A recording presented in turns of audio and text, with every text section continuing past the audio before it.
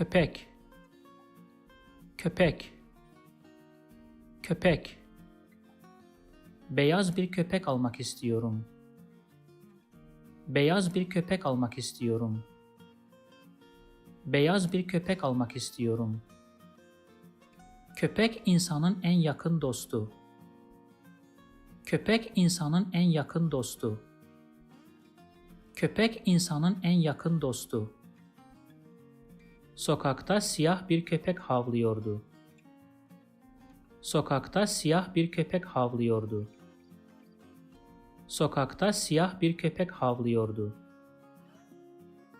If you like this video, please subscribe to my channel below for more videos on Turkish grammar, vocabulary and pronunciation. Also, if you think this video can benefit somebody else, please share it with them. Last, if you have any comment or request, please provide your feedback in the comment section below and I'll do my best to respond as soon as possible.